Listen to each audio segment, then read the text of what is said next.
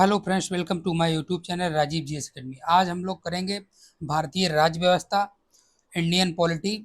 किसी भी एग्जाम को लेके, चाहे वो वनडे एग्जाम हो या फिर सिविल का एग्जाम हो, चाहे वो आपका समीक्षा अधिकारी का पेपर हो, जो प्रारंभिक परीक्षा होगी अगले महीने यानी कि अक्टूबर के फर्स्ट वीक में वैकेंसी आएगी, आर ओ की वैकेंसी। और यूपीपीएससी प्रारंभिक परीक्षा भी मतलब इस वीडियो के माध्यम से कवर होगी। जो इसका पॉलिटी का सेक्शन आता है, वो सारे क्वेश्चन इस वीडियो के माध्यम से कवर होंगे। सबसे पहले हम लोग शुरुआत करेंगे आज की वीडियो में। जो मैंने पिछला चैप्टर 9 नंबर चैप्टर करवाया था, उसके 2 पार्ट मैंने करवा दिए थे। कार्यपालिका का एग्जीक्यूटिव पार्ट 2 करवा दिया था। आज हम लोग करेंगे पार्ट 3। पार्ट 3 करेंगे और अच्छे से समझेंगे। बहुत ही इंपॉर्टेंट चैप्टर है दोस्तों, यहाँ से क्वेश्चन हर बार देखने को मिलते हैं। यहाँ से हम लोग जो कवर करने वाले हैं वो करने वाले हैं राज्य की कार्यपालिका। उससे पहले मैंने संघ की कार्यपालिका करवा दिया है। पिछला वीडियो मेरे यूट्यूब चैनल पे दिया हुआ है, वहां से आप लोग देख सकते हैं। चलिए शुरुआत करते हैं राज्य की कार्यपालिका। सबसे पहले हम लोग जानेंगे राज्यपाल के बारे में। राज्यपाल के बारे में हम लोग चर्चा करेंगे। राज्यपाल सबसे पहले हम लोग जानेंगे कि जो भाग होता है, राज्यपाल किस भाग के तहत आते हैं, किस अनुच्छेद के तहत राज्यपाल की नियुक्ति होती है। सारी चीज A to Z कवर करेंगे, जो आपके एग्जाम में पूछी जाती हैं अक्सर कर। वो सारी चीजें यहीं से डाउट सारे क्लियर हो जाएंगे। सबसे पहले संविधान के भाग 6 में अनुच्छेद 153 से लेकर 167 तक राज्य की कार्यपालिका के बारे में प्रावधान मिलता है। राष्ट्रपति की तरह ही राज्यपाल राज्य का प्रमुख होता है और राज्य के मुखिया मुख्यमंत्री की सलाह से कार्य करते हैं। किसकी बात हो रही है? यहाँ हो रही है राज्यपाल की बात। नेक्स्ट पॉइंट है, संविधान के अनुच्छेद 154 के प्रावधान में है कि राज्य की जो कार्यपालकीय जो शक्ति होती है वो राज्यपाल में निहित होगी तथा वह शक्ति का प्रयोग स्वयं अपने अधीनस्थ मतलब जितने भी अधिकारी उसके नीचे होंगे, राज्यपाल के जितने भी नीचे कर्मचारी होंगे, वो सारे उसके अधीन कार्य करेंगे। ये अनुच्छेद 154 में प्रावधान मिलता है। नेक्स्ट हम लोग जानेंगे संविधान के अनुच्छेद 155 के बारे में। संविधान के अनुच्छेद 155 के अंतर्गत राज्यपाल की जो नियुक्ति है वो राष्ट्रपति महोदय जी करेंगे। इसी नेक्स्ट पॉइंट है, राज्यपाल राज्य का प्रमुख होने के साथ साथ केंद्र के प्रतिनिधि के रूप में भी कार्य करता है। संविधान के अनुसार एक व्यक्ति 2 या 2 से अधिक राज्यों में राज्यपाल बनाया जा सकता है, नियुक्त किया जा सकता है। ये भी प्रावधान दिया हुआ है। अब हम लोग जानेंगे कि जो राज्यपाल की योग्यताएं होती हैं, कि राज्यपाल बनने के लिए क्या अर्हताएं चाहिए, राज्यपाल किस तरीके से बन सकते हैं, इसके बारे में हम लोग जानेंगे। सबसे पहला पॉइंट है, भारत का नागरिक होना चाहिए। राज्यपाल की जो फर्स्ट यानी कि योग्यता है जो है भारत का नागरिक होना चाहिए। दूसरी जो योग्यता है, 35 वर्ष की आयु पूर्ण कर चुका हो तभी आप राज्यपाल के पात्र होंगे। नेक्स्ट पॉइंट है, किसी राज्य अथवा संघ सरकार के अंतर्गत लाभ का पद ना हो, यानी कि किसी भी गवर्नमेंट पोस्ट पे नहीं होने चाहिए, तभी आप राज्यपाल के पोस्ट के लिए एलिजिबल होंगे। और अब हम जानेंगे नेक्स्ट नेक्स्ट पॉइंट है, संसद अथवा विधानसभा का सदस्य नहीं होना चाहिए। यानी कि कहने का मतलब ये हुआ है कि संसद संसद का मतलब कोई भी लोकसभा या फिर राज्यसभा, इसमें से किसी का भी सदन का मतलब नहीं होना चाहिए संसद का। और इसी तरीके से विधानसभा का भी सदस्य नहीं होना चाहिए। ये राज्यपाल की योग्यताएं हो गई। अब हम लोग करेंगे कवर। अब हम लोग जानेंगे कि शपथ, राज्यपाल की जो शपथ दिलवाई जाती है, राज्यपाल जो शपथ लेते हैं वो कौन दिलवाते हैं राज्यपाल को शपथ, उसके बारे में हम लोग जानेंगे। शपथ के बारे में सबसे पहले अनुच्छेद, संविधान के अनुच्छेद 159 के अनुसार राज्यपाल को शपथ उच्च यानी कि राज्य के उच्च न्यायालय यानी कि राज्य का जो हाई कोर्ट होता है, हाई कोर्ट के जो मुख्य न्यायाधीश होते हैं उनके समक्ष लेनी होती है। अब हम लोग जानेंगे नेक्स्ट आगे, शपथ से ही जुड़ा हुआ है। संविधान के अनुच्छेद 156 के अनुसार राज्यपाल राष्ट्रपति के प्रसाद पर्यंत पद धारण करेगा। अब हम लोग जानेंगे राज्यपाल की शक्तियां। जो राज्यपाल जैसा कि मैंने पिछले वीडियो के माध्यम से बताया था कि राष्ट्रपति के बारे में, राष्ट्रपति के पास कौन सी शक्तियां और कार्य होते हैं, उसी प्रकार क्रमवार से राज्य में भी राज्यपाल के उन्हीं तरीके से शक्तियां दी गई होती हैं। सबसे पहले जो है राज्यपाल की शक्ति वो है कार्यकारी शक्ति। पहली जो है कार्यकारी शक्ति, इसके बारे में हम लोग जान लेते हैं। राज्य सरकार के सभी कार्यकारी सदस्य औपचारिक रूप से राज्यपाल के नाम से होते हैं। जैसे मैंने पिछले वीडियो के माध्यम से राष्ट्रपति में पढ़ाया था, राष्ट्रपति में ये चीज समझाई थी कि जो केंद्र सरकार के जितने भी कार्य होते हैं औपचारिक रूप से, वो सारे राष्ट्रपति के नाम से होते हैं। नेक्स्ट पॉइंट है वो है मुख्यमंत्री एवं जो मंत्री परिषद यानी कि राज्य मंत्री परिषद के सदस्यों को नियुक्त करता है। मतलब जितने भी यानी कि राज्य मंत्री परिषद होता है, जितने भी उसके सदस्य होते हैं, मुख्यमंत्री की सलाह पर राज्यपाल यानी कि सदस्यों की मंत्री परिषद के नियुक्ति करते हैं। नेक्स्ट पॉइंट है, अब हम लोग जानेंगे नेक्स्ट पॉइंट इसी से, राज्य लोक सेवा आयोग के अध्यक्ष। दोस्तों बात हो रही है जो स्टेट पीसीएस होता है उसके जो चेयरमैन होते हैं, उनके जितने भी और उनके अलावा जिनके सदस्य यानी कि चेयरमैन और उसके अलावा जो स्टेट पीसीएस के सदस्य होते हैं, उनकी जो नियुक्ति होती है वो राज्यपाल के ही द्वारा होती है। इसके अलावा महाअधिवक्ता यानी कि एडवोकेट जनरल, उसके बाद राज्य के निर्वाचन आयोग के अध्यक्ष और उनकी नियुक्ति, और उसके बाद राज्य वित्त आयोग, राज्य के विश्वविद्यालयों के जितने भी कुलपति होते हैं उनकी नियुक्ति यानी कि राज्यपाल ही करते हैं।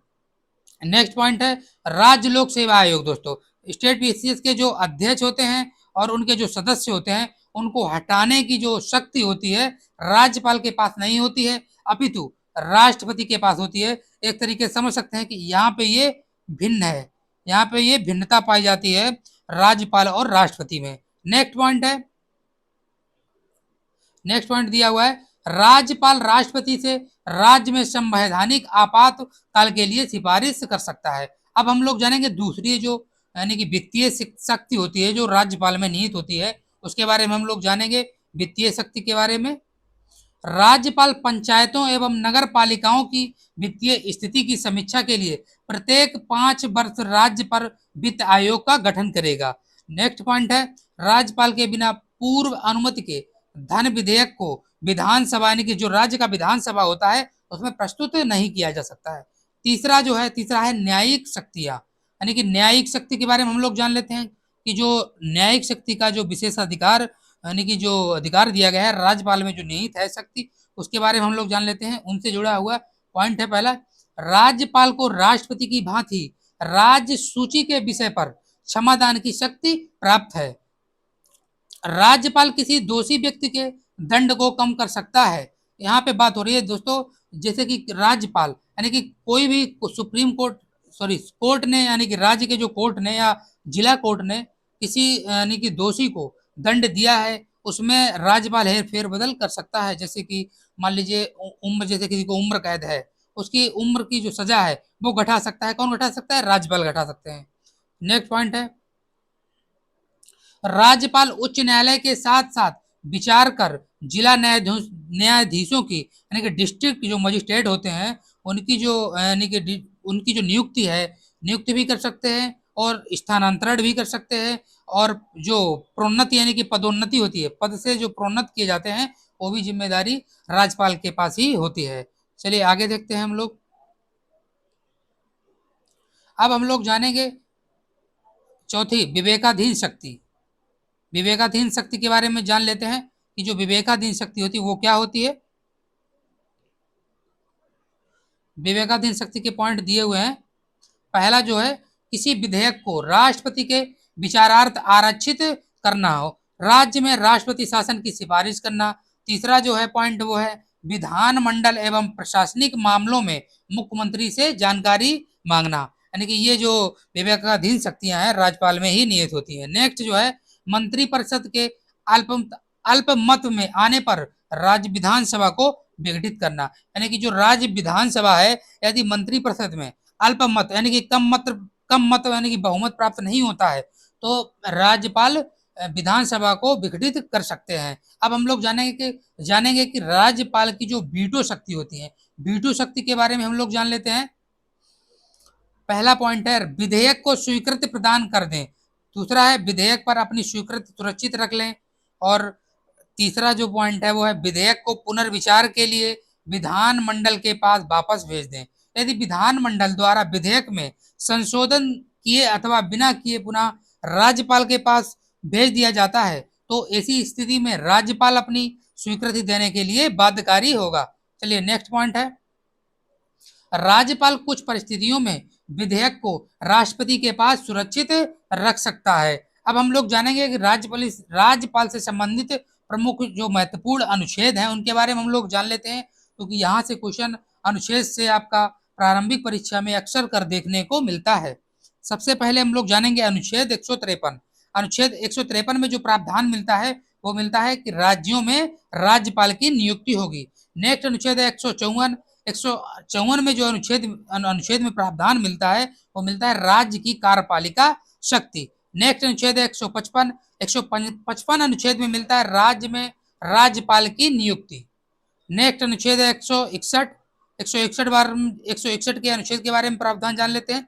क्षमा आदि की और कुछ मामलों में दंडादेश के निलंबन यानी कि निलंबन एवं परिहार, लघुकरण और राज्यपाल की शक्ति। यानी कि लघुकरण का मतलब यह हुआ है किसी को मान लीजिए जीवन कारावास दिया गया है, उसको घटा दी जाए उम्र, या फिर मान लीजिए किसी को फांसी दे दी जाए, फांसी से जीवन कारावास कर दिया जाए, तो इसको लघुकरण कहते हैं। नेक्स्ट हम लोग जानेंगे अनुच्छेद 163। इसमें क्या प्रावधान मिलते हैं? अनुच्छेद 163 में जो प्रावधान मिलते हैं वो मिलते हैं मंत्रिपरिषद द्वारा राज्यपाल को सलाह एवं सहयोग देना। यानी कि मंत्रिपरिषद को द्वारा राज्यपाल को सलाह जो दी जाएगी वो अनुच्छेद 163 के अंतर्गत आती है। अब हम लोग जानेंगे अनुच्छेद 200। अनुच्छेद 200 क्या है? विधेयक पर अनुमति देना या फिर रोकना, राष्ट्रपति के विचार के लिए आरक्षित करना एवं आरक्षित करके सुरक्षित रखना, यह अनुच्छेद 200 के तहत आता है। अब हम लोग जानेंगे अनुच्छेद 201। अनुच्छेद 201 में प्रावधान है राष्ट्रपति के विचार के लिए आरक्षित विधेयक पर राष्ट्रपति द्वारा अनुमति देना या रोक देना।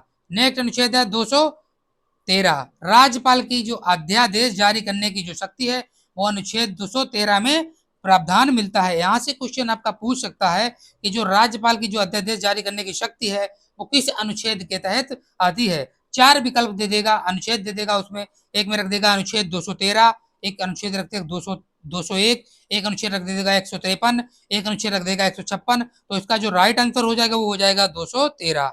चलिए आगे देखते हैं हम लोग, आगे हम लोग देख लेते हैं।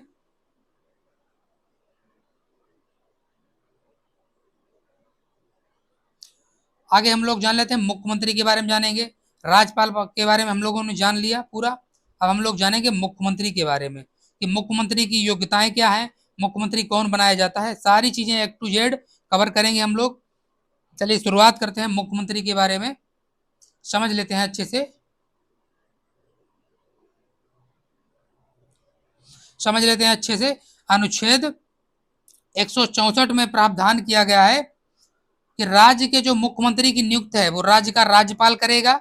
नेक्स्ट पॉइंट है संसदीय व्यवस्था में राज्यपाल राज्य विधानसभा से बहुमत प्राप्त दल के नेता को मुख्यमंत्री नियुक्त करता है। मुख्यमंत्री को उसके पद एवं गोपनीयता की जो शपथ दिलवाते हैं वो भी राज्यपाल ही दिलवाते हैं। नेक्स्ट पॉइंट है मुख्यमंत्री का जो कार्यकाल निश्चित नहीं होता है परंतु सामान्यतः 5 वर्ष तक राज्यपाल के प्रसाद पर्यंत अपने कर्तव्यों का एवं दायित्वों का निर्वहन करता है।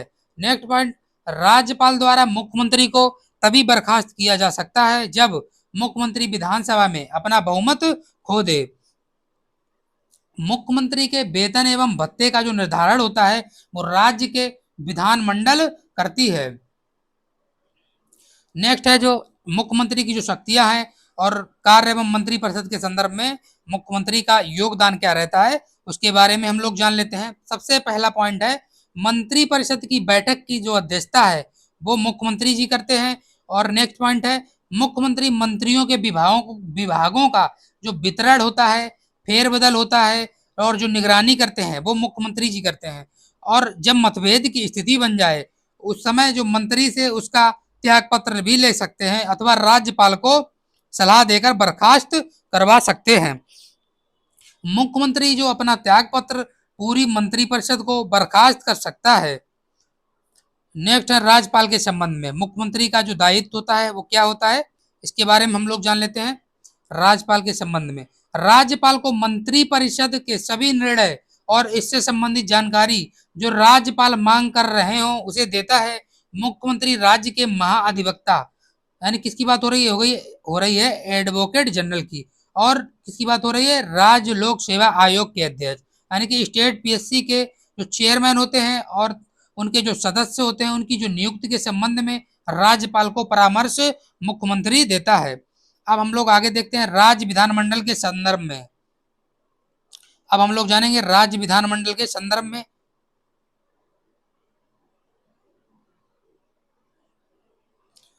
राज्यपाल को विधानसभा का सत्र बुलाने एवं उसे स्थगित करने के संदर्भ में सलाह देना।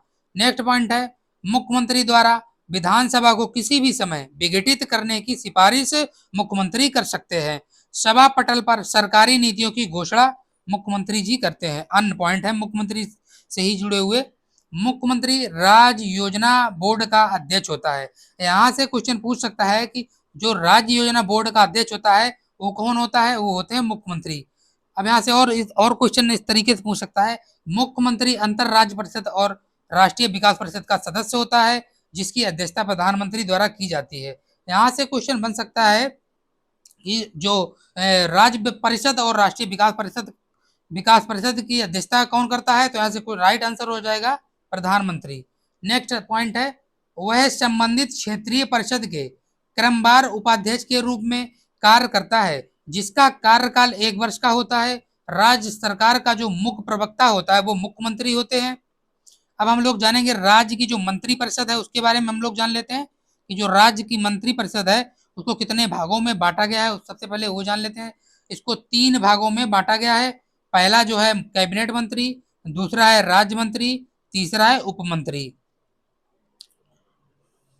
मंत्री परिषद का जो कार्यकाल है 5 वर्ष का होता है, परंतु विधानसभा में अपना बहुमत होने के पश्चात मंत्री परिषद अपनी निश्चित अवधि से पहले ही विघटित हो जाता है। अनुच्छेद 365 के तहत जब राज्य में राष्ट्रपति शासन लागू होता है तो मंत्री परिषद भंग हो जाती है। मुख्यमंत्री के अनुरोध पर राज्यपाल द्वारा मंत्री परिषद को भंग किया जा सकता है। अब हम लोग जानेंगे मंत्री परिषद से संबंधित जो प्रमुख अनुच्छेद हैं, महत्वपूर्ण अनुच्छेद हैं जो आपके एग्जाम में पूछ सकता है। सबसे पहले है अनुच्छेद 163 अनुच्छेद में क्या प्रावधान मिलता है, इसके बारे में हम लोग चर्चा कर लेते हैं। राज्यपाल को सलाह एवं सहायता के लिए मंत्री परिषद के गठन का प्रावधान 163 अनुच्छेद के तहत किया गया है। अनुच्छेद 163 राज्य सरकार के कार्य का संचालन होगा। नेक्स्ट पॉइंट अब हम लोग जानेंगे अनुच्छेद 167 में जो है वो प्रावधान मिलता है मुख्यमंत्री का राज्यपाल को सूचना देने का कर्तव्य होगा, यानी कि ये अनुच्छेद 167 में दिखाया गया है। अब हम लोग जानेंगे महाअधिवक्ता, एडवोकेट जनरल। हम लोग जानेंगे किस अनुच्छेद के तहत आते हैं महाअधिवक्ता, इनकी नियुक्ति कौन करता है, इनका उत्तरदायित्व क्या होता है, ये पद क्यों है, क्या कारण है, जानेंगे हम लोग इस वीडियो के माध्यम से। चलिए देखते हैं। भारतीय संविधान के अनुच्छेद 165 के अनुसार राज्यपाल द्वारा महाअधिवक्ता की नियुक्ति की जाती है। राज्य का सर्वोच्च विधि अधिकारी महाअधिवक्ता होता है। इसी प्रकार केंद्र सरकार में जो होता है वो मैंने पढ़ा दिया था आपके पिछले जब संघ की कार्यपालिका पढ़ाया था उसमें आप लोगों को बताया था। चलिए नेक्स्ट पॉइंट है महाअधिवक्ता राज्यपाल के प्रसाद पर्यंत कार्य करता है। महाअधिवक्ता उच्च न्यायालय का न्यायाधीश होने की अर्हता भी रखता है। अब हम लोग जानेंगे कि उत्तरदायित्व क्या है। जो महाअधिवक्ता होते हैं उनका उत्तरदायित्व क्या होता है। राज्य सरकार को विधि संबंधी विषयों पर सलाह देने का जो कार्य होता है वो राज्यपाल जो सौंपते हैं महाअधिवक्ता को। राज्य का महाअधिवक्ता विधानसभा की कार्यवाही में भाग ले सकता है, बोल सकता है, परंतु मतदान का अधिकार नहीं होता है। उसे भी सभी विशेषाधिकार तथा वेतन और भत्ते दिए जाते हैं जो विधानमंडल के किसी भी सदस्य को मिलते हैं। दोस्तों वीडियो कैसा लगा हमें कमेंट बॉक्स में कमेंट करके जरूर बताइएगा।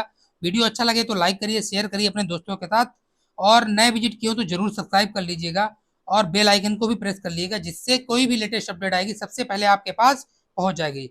चलिए मिलते हैं नेक्स्ट क्लास में, तब तक के लिए जय हिंद, वंदे मातरम।